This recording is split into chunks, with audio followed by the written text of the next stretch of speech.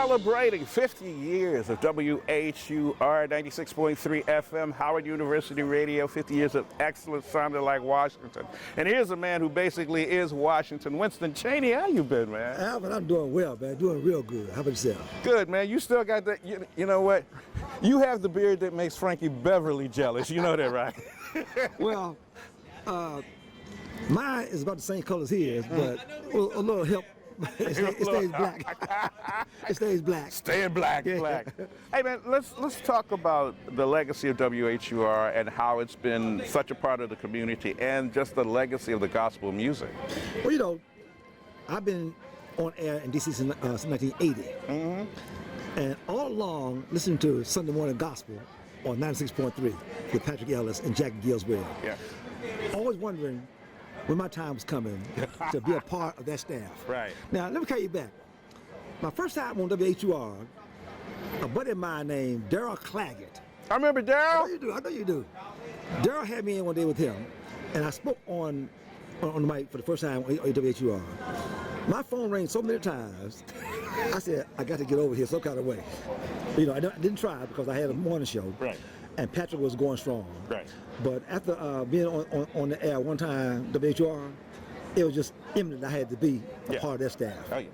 And that's been a long time ago, man, with Daryl Claggett. Yeah, back in your day. Yeah, back in my day. That's why, you know, it's been a long time. It's back in my day. Hadn't heard from Daryl in a long time. But it was good to see him, good to be on the air with him. And got the call after Patrick passed because, you know, somebody had to fill that spot. Right.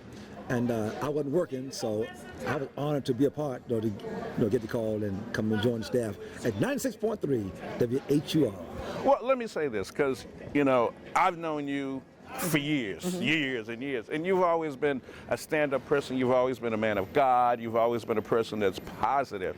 And, you know, in addition to doing gospel, Patrick Ellis was my intern coordinator. So he was the person when I got on air that basically, you know, coordinated us and got us together. As a matter of fact, I have a story about Patrick.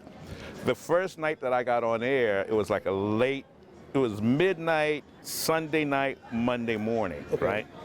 And Patrick's, you know, checking me out. And it turns out for the first hour, I didn't say anything. I was just doing the music, right? So Patrick calls me about 3 minutes after when it's like, when are you going to talk? And actually, that was the last time anybody's ever said that to me. But what I looked at is, you know, Patrick was such a part of this community. Yeah. And losing him, I mean, we were all devastated. But I do have to say, when I found out that it was you, I just thought it was an excellent choice because it's hard to replace a legend, but at the same token, when you have someone that isn't, you can put it in capable hands, who holds their own. And think about it, I was Melvin Lindsay's weekend replacement. Exactly. And here's what I understood with that is, number one, you know, Melvin would always call me when he was going to go on vacation to let me know. Say, hey, I'm going on vacation, just to let you know. And it told me two things. It told me, A, that he wouldn't have let me know if he wasn't comfortable with me sitting in that slot while he was gone. And two, he didn't worry about whether or not I was going to try to take his place, or he trusted me. And so having someone's faith and trust, and I say that to say to you, I understand, because you have the faith and trust of not only WHUR, but the whole gospel community. Yeah. And when Melvin went on vacation, he went on vacation, knowing it was in good hands with you. Right. You didn't have to worry. Listen, at all. And it's funny you said about Patrick telling you to speak, because when I got on my first day, my first Sunday, you know, trying to do good radio. Right. I'm playing music, talking at 20, at 35, at 50.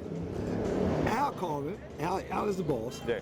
He said, Winston, I know you want to do good radio, but they want to hear you talk. Right. The same thing that Patrick told you. Right. Al Payne told me the same thing. Right. They want to hear you talk. What? But you know what? You just hit something I want folks to understand. it's more than just opening the mic. Right. And, you know, there's Anthony Carlton and Jesse Fax and Oscar Fields. When I first got in to be an intern, we went through training, and they said there's more to just opening the mic. You got to know what you're talking about, what you're saying, say something. what you need, what is it you're trying to tell people, what are you trying to get them to do, and then your mechanics has to be good. Because, you know, you were working on the mechanics. Let the show sound, because if the show doesn't sound good, it ain't working. Yeah. It's not working. Exactly. And see, and you and I go way back to know that the music is the show. Right. But we make what we say makes the show also.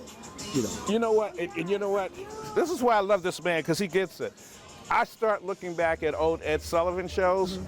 Ed Sullivan, he wasn't the greatest as far as personality, but it was who he had on. Exactly. He had the Supremes, he had the Rolling Stones, he even had, the Topo Gizio, the Jackson 5, the Beatles.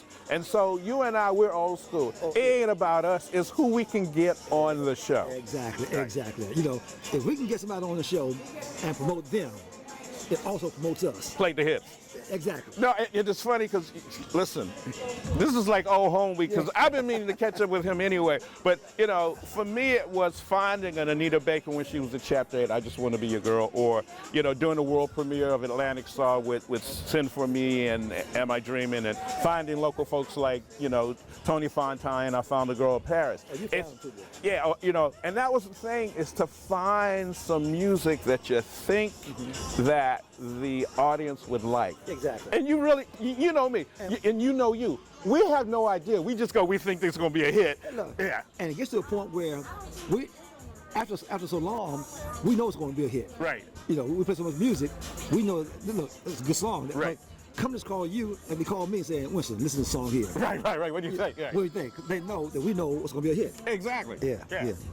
Well, look, man, thank you so very much for taking time. It is so good to know that you're a part of the WHUR family. Yeah. You know, we miss Patrick Ellis, but, you know, you have put everything in capable hands. You've been our comfort. You know that? You have been our comfort at a time where, you know, with COVID and just losing an icon, to have somebody, like the song says, I need to know it's okay. Right, exactly. And you know what? You have made us know that it's okay. You know, and ironically, I play a song, a Christmas song, that's got Patrick's voice on it. Really? A Silent Night song. At the end of it, he comes in and talks at the end of the song. What's the song? I got to find this one. Silent Night by Milt Matthews. Oh, from D.C. Yeah. Yes. Milt Matthews, Kathy Myers, and Carlos Berry. Wow. At the end, Patrick actually talks on the song. So See, now I got to find that. I played him last Sunday. I'm playing this coming Sunday. Wow. Yeah, so I still honor Patrick. Winston Chaney, you are an icon. But more importantly, you're a great human being. I love you, man. I need some exquisite cars. We'll work on that too. So I got to get you a couple. Look, I got to get you a couple on the Planet vehicle, and you can bless the Bentley. Exactly. All right. So we're having a great time. It's the 20. What? I was going to say 20. No, 24/7. It's 50 years of WHUR sounding like Washington.